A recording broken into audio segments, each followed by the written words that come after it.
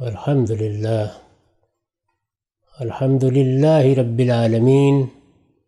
والصلاة والسلام علی محمد الامین فاعوذ باللہ من الشیطان الرجیم بسم اللہ الرحمن الرحیم۔ خواتین و حضرات، میں ایک طالب علم ہوں۔ طالب علم پیدا ہوا تھا، پوری زندگی طلب علم میں گزاری ہے۔ میرے لیے سب سے بڑی سعادت یہی ہوگی کہ میرے بعد بھی لوگ یہ کہیں کہ یہ ایک سچے طالب علم کی حیثیت سے جیا اور اسی حیثیت سے رخصت ہو گیا۔ یہ آپ کی یونیورسٹی کے طلباء، اساتذہ اور منتظمین کا حسن ظن ہے کہ انہوں نے اس طالب علم کو یہ عزت بخشی ہے۔ میں تہہ دل سے آپ کا شکر گزار ہوں، ورنہ من عانم کہ من دانم۔ خواتین و حضرات، انسان کا سب سے بڑا شرف اور اس کی سب سے بڑی سعادت اس دنیا میں یہ ہے کہ وہ سچائی کو تلاش کرے۔ سچائی کی تلاش، صداقت کی تلاش، یہی انسان کا نصب العین ہے۔ وہ زمین پر اسی مقصد سے بھیجا گیا ہے۔ ہم جس کو ذات خداوندی کی معرفت کہتے ہیں، وہ سچائی کا منتہائے کمال ہے۔ دنیا میں جو علوم پیدا ہوئے ہیں، ان کا بھی اگر آپ مطالعہ کریں تو وہ فروع ہی میں صحیح سچائی ہی کی تلاش کا نتیجہ ہے۔ انسان کی فطرت میں سچائی کی محبت بدیعت کر کے اس کو دنیا میں بھیجا گیا ہے، لیکن سچائی کی تلاش ہم جب شروع کرتے ہیں تو اس سے پیچھے ایک روایت بن چکی ہوتی ہے۔ یہ روایت جدید علوم میں بھی بن رہی ہے، یہ قدیم علوم میں بھی بنتی تھی، یہ سماجی علوم میں بھی بنی ہے، یہ خالص سائنسی علوم میں بھی بنی ہے، اور یہ مذہبی علوم میں بھی بنتی ہے۔ یہ روایت جب بن جاتی ہے تو اس کے ساتھ بہت سے تعصبات وابستہ ہو جاتے ہیں۔ اگر یہ روایت یونان سے بننی شروع ہوئی ہے تو اگرچہ تاریخ کی ابتدا میں تو سقراط نے اس کے لیے بڑی قربانی دی، لیکن روایت بہرحال روایت ہے، اور وہ اپنے تعصبات کے ساتھ لوگوں کو ہر حال میں وابستہ کرتی ہے، اگرچہ وہ فلسفے ہی کی روایت کیوں نہ ہو۔ سائنس کی روایت کا بھی اگر آپ مطالعہ کریں تو اس میں بھی آپ کو یہی تاریخ ملتی ہے کہ جو چیزیں دریافت کر لی گئیں، ان کی روشنی میں کائنات کا جو تصور قائم کر لیا گیا، انسان کا جو تصور قائم کر لیا گیا، اس کو لوگوں نے اپنا دین اور مذہب بنا لیا۔ میں جس کو دین یا مذہب کہہ رہا ہوں، اس کو اگر اس کی خالص صورت میں دیکھیے تو وہاں بھی یہی ہے۔ پیغمبر جب اس کی ابتدا کرتے ہیں تو ہم جانتے ہیں کہ مذہب کی جدید تاریخ میں سیدنا مسیح علیہ السلام نے کتنی بڑی قربانی دی ہے، لیکن اس کے باوصف بہرحال جب لوگوں نے ان کی ہدایت کو سمجھا، اس کے مطابق اپنی دعوت پیش کی، اس کو اپنی زندگی کا نصب العین بنایا، تو یہ روایت وہاں بھی قائم ہو گئی، اور اس وقت ہمارے سامنے اربوں کی تعداد میں لوگ ہیں جو اس روایت سے وابستہ ہیں۔ محمد الرسول اللہ صلی اللہ علیہ وسلم خدا کے آخری پیغمبر تھے، انہوں نے دین کی دعوت پیش کی، اس کے فہم کی بھی روایت قائم ہوئی، اور وہ روایت ہے کہ جو اس وقت بہت بڑے بڑے اکابر اور ہمارے علمی آباء کی صورت میں ہمارا ماضی اور ہماری میراث بن چکی ہے۔ یہ روایت انسان کی فطرت کے لحاظ سے بھی اپنے ساتھ اس کو وابستہ کر لیتی ہے، یہاں تک کہ وہ اللہ کے پیغمبروں کے مقابلے میں بھی یہ کہتا ہے کہ یہ تم کیا بات بیان کر رہے ہو، ما الفینا علیہ آبانا، ہم نے جس چیز پر اپنے آباء و اجداد کو پایا ہے ہم اس کو کس طرح سے تمہارے کہنے پر چھوڑ دیں۔ یہ سائنس میں بھی اسی لب و لہجے میں پیش کی جاتی ہے، سماجی علوم میں بھی اسی زور کے ساتھ بیان کی جاتی ہے، اور مذہبی علم میں تو یہ اس کمال پر پہنچ جاتی ہے کہ جہاں اس سے انحراف کو مذہب سے انحراف کے مترادف سمجھ لیا جاتا ہے۔ یہ پس منظر سچائی کی تلاش کرنے والے لوگوں کے لیے بڑی مشکل پیدا کر دیتا ہے، یعنی اگر وہ اس روایت کے ساتھ وابستہ ہوں تو ان کے لیے عزت بھی ہے، قدر و منزلت بھی ہے، لوگ انہیں سر آنکھوں پر رکھیں گے، ان کے گلے میں ہار ڈالیں گے، ان کی تحسین کریں گے، ان کو رہبری کے منصب پر فائز کریں گے۔ لیکن اگر وہ سچائی کو اپنا نصب العین بنا لیں اور خود اس روایت پر نقد کرنے کا حوصلہ کر ڈالیں تو پھر یہ آسان کام نہیں ہے کہ اس کو برداشت کر لیا جائے۔ یہی وجہ ہے کہ جب جب اس روایت کے سامنے کسی شخص نے کھڑے ہونے کی جسارت کی ہے، وہ سقراط ہو، وہ جدید سائنس کا بابا آدم گلیلیو ہو، وہ خدا کا پیغمبر مسیح ہو، اس کو اس کی بڑی قیمت ادا کرنی پڑی ہے۔ یہ روایت یہ قیمت مانگتی ہے، اور سچائی کے لیے یہ قیمت ہر اس شخص کو ادا کرنی پڑتی ہے جو سچائی کے سچے طالب کی حیثیت سے روایت کو چیلنج کر دیتا ہے۔ روایت کو یہ چیلنج کرنا ہی در حقیقت علم کی ترقی کا زینہ ہے۔ کوئی علم بھی آگے نہیں بڑھ سکتا اگر اس میں نقد و نظر کا دروازہ بند کر دیا جائے۔ ہونا تو یہ چاہیے کہ روایت اس مستحکم طریقے سے کبھی قائم ہی نہ ہونے پائے، بلکہ ہمیشہ اس میں نقد و نظر ہوتا رہے۔ لیکن انسانوں کا معاملہ یہ ہے کہ چونکہ ان کو علم کے نتائج کو سامنے رکھ کر اپنا نظم بنانا ہوتا ہے، خواہ وہ سماجی نظم ہو، خواہ وہ سیاسی نظم ہو، خواہ وہ معاشرتی نظم ہو، وہ یہ چاہتے ہیں کہ اس روایت کو وہ صورت دے دیں کہ یہ محکم سے محکم تر ہو کر ان کے وجود کا حصہ بنی رہے۔ ہمارے ہاں اس کے لیے تقلید کی اصطلاح اختیار کی گئی، اس سے بھی مقصود یہی تھا کہ روایت کو اس درجے محکم رکھا جائے کہ وہ معاشرے کے استحکام میں اپنا کردار ادا کر سکے۔ اس چیز کو سامنے رکھ کر جب ہم یہ دیکھتے ہیں کہ روایت جب اس طرح سے محکم ہو گئی ہے تو کیا کوئی اور چیز بھی اس کے ساتھ وابستہ ہوئی، تو ہم دیکھتے ہیں کہ پھر ادارے بن جاتے ہیں، ان کے مفادات وابستہ ہوتے ہیں، عزت، طاقت، شہرت وہ سب ان کا حصہ بنتی ہے۔ چنانچہ جس وقت کوئی شخص سچائی کے سچے طالب کی حیثیت سے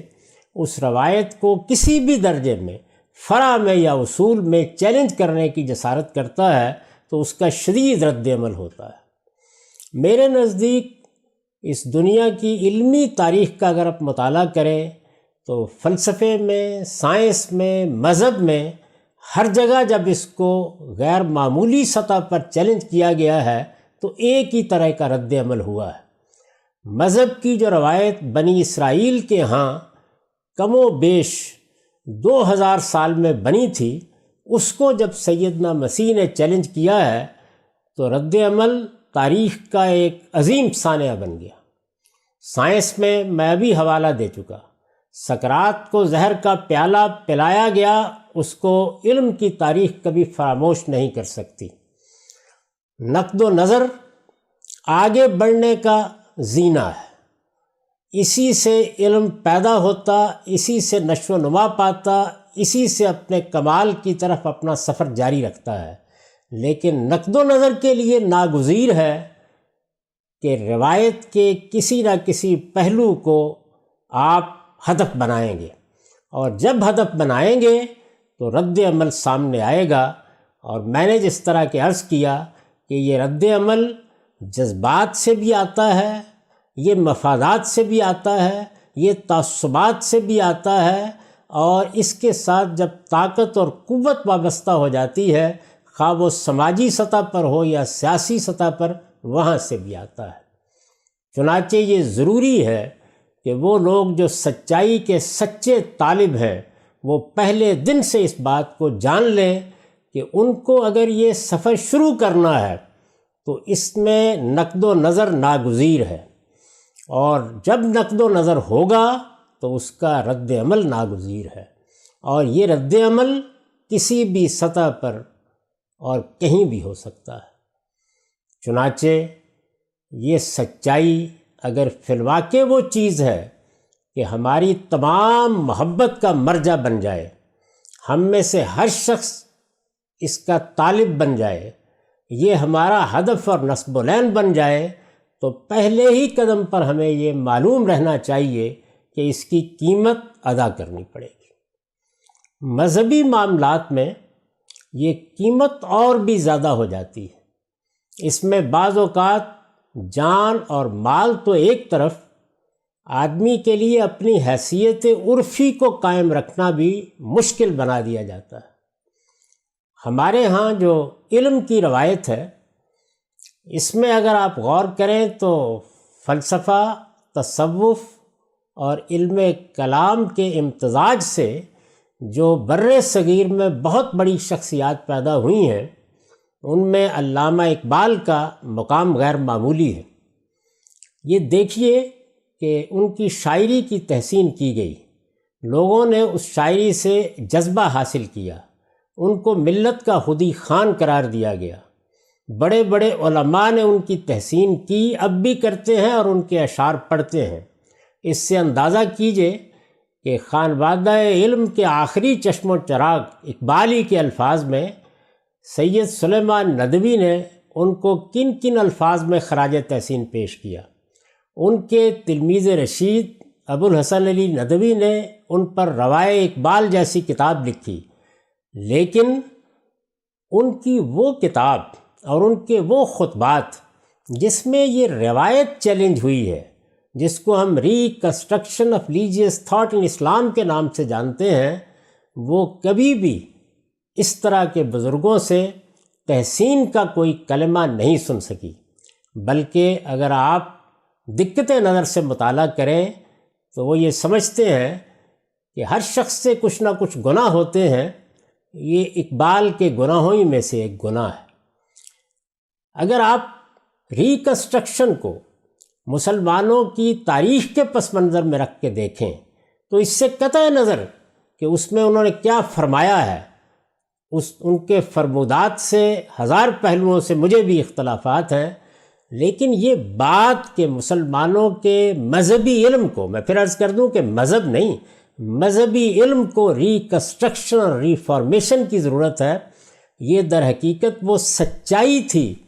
جس کا انہوں نے نعرہ بلند کیا، اور اس عنوان نے بتا دیا کہ وہ کیا کہنا چاہ رہے ہیں۔ یہ اگر مجھے اجازت دیں تو میں یہ کہوں کہ دور جدید میں ہم مسلمانوں کی سب سے بڑی ضرورت تھی، جس کی نشاندہی اس دور میں ہمارے سب سے بڑے آدمی نے کی، لیکن میں عرض کر چکا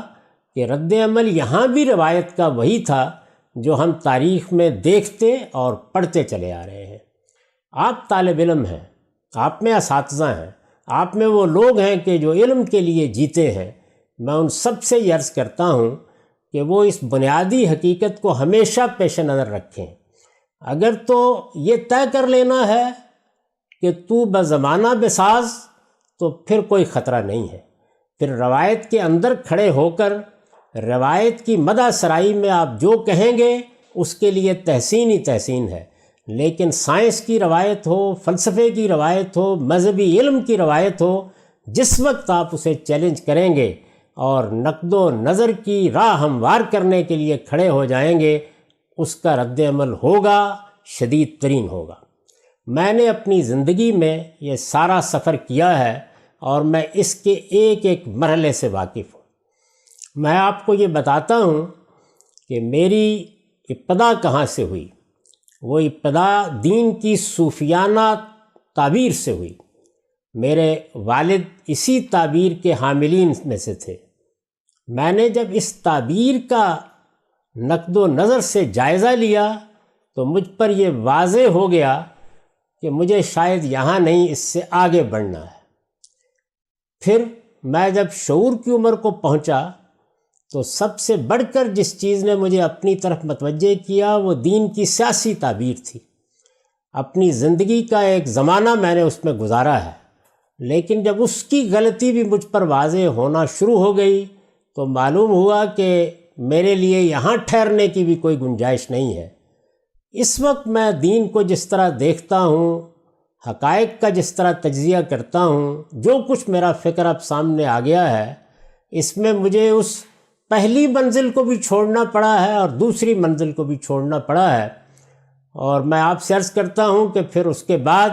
اس ساری زندگی کا خلاصہ یہی تھا کہ راہ محبت میں ہے کون کسی کا رفیق، ساتھ میرے رہ گئی ایک میری آرزو۔ آپ بھی اگر یہ راہ اختیار کریں گے تو آپ کے ساتھ بھی آپ کی آرزو ہی رہ جائے گی، لیکن اس آرزو سے بڑھ کر شاید کوئی چیز نہیں ہے کہ جو انسان کی شخصیت کو ایک آسمانی وجود عطا کرتی ہے۔ یہی آرزو ہے کہ جو اس کے ضمیر کو پاکیزگی دیتی ہے، یہی آرزو ہے کہ جو اس کو حوصلہ اور ہمت دیتی ہے، اور اگر اس آرزو کی نشو و نما ہو جائے تو پھر اس سے آسمان تک رسائی ہو سکتی ہے، ہمالیہ تک کی چوٹیاں سر کی جا سکتی ہیں، بڑے بڑے مارکے انجام دیے جا سکتے ہیں، وہ دنیا وجود میں لائی جا سکتی ہے کہ جو فکر میں، عمل میں انسانوں کو ایک نئے جہان میں لے جائے۔ یہ یاد رکھیے کہ یہ افکار تازہ جس کو کہا جاتا ہے، ان کی نمود ہی اس طرح ہوتی ہے کہ خدا کے کچھ بندے یہ فیصلہ کر لیتے ہیں کہ وہ سچائی کو تلاش کریں گے، اور سچائی کی تلاش میں جو قیمت بھی ان سے مانگی جائے گی وہ بے تکلف بغیر کسی تردد کے ادا کر دیں گے۔ یہ قیمت میں نے بھی ادا کی ہے، اور میں آپ سے یہ عرض کرتا ہوں کہ پوری انسانی تاریخ میں جن لوگوں نے بھی یہ راستہ اختیار کیا ہے یہ ان کو ادا کرنی پڑی ہے۔ آپ میں سے بھی ہر شخص کو سچائی کا سچا طالب ہو کر اسی راستے پر چلنے کا فیصلہ کرنا چاہیے۔ یہ کسی فرع میں ہو، یہ اصول میں ہو، یہ سائنس میں ہو، یہ سماجی علوم میں ہو، یہ مذہبی علم میں ہو، یہی در حقیقت آگے بڑھنے کا راستہ ہے۔ یہ راستہ اختیار کیا جائے تو انسانیت آگے بڑھتی ہے، انسانیت کا انسانیت کے بلند نسب العین کے لیے ظہور ہوتا ہے، اور انسان کے اندر سے وہ انسان برآمد ہوتا ہے جس کا خواب بڑے بڑے فلسفی اور حکماء دیکھتے رہے ہیں کہ وہ دنیا میں نمودار ہو، اور اسی کے لیے اعلیٰ فلسفہ، اعلیٰ ادب وجود پذیر ہوا ہے۔ میں آپ سے عرض کرتا ہوں کہ جب آپ یہ راستہ اختیار کریں تو حوصلے کے ساتھ اختیار کریں، ہمت کے ساتھ اختیار کریں۔ اس میں بہت سے مقامات آئیں گے، بعض جگہوں پر ایسے مراحل درپیش ہوں گے کہ جن کا تصور کر کے ہی رونگٹے کھڑے ہو جاتے ہیں، لیکن اگر حوصلہ قائم رکھیں گے تو سکینت نازل ہوگی، اس کائنات کے پروردگار کی تائید میسر ہوگی، اس کی توفیق میسر ہوگی، اور حوصلے اور ہمت کے ساتھ آگے بڑھیں گے تو یہ دیکھیں گے کہ راستے خود بہت ہموار ہوتے چلے جائیں گے، اور وہ موقع کہ جب آپ نے ابتدا کی تھی اگر کوئی ایک بھی آپ کے قریب نہیں کھڑا ہوگا تو زیادہ دیر نہیں گزرے گی کہ قافلے بن جائیں گے اور ایک دنیا آپ کے ساتھ چلنے کے لیے تیار ہو جائے گی۔ یہ در حقیقت وہ جد و جہد کا، سعی کا میدان ہے جس میں جو لوگ اترتے ہیں تو بعض اوقات ایسا تو ہوتا ہے کہ راستے کے کانٹوں کو انہیں اپنے خون سے سیراب کرنا پڑتا ہے، لیکن باغبانی کا قانون اسی سے لکھا جاتا ہے، غشتیم ہر سرے خارے بخون دل،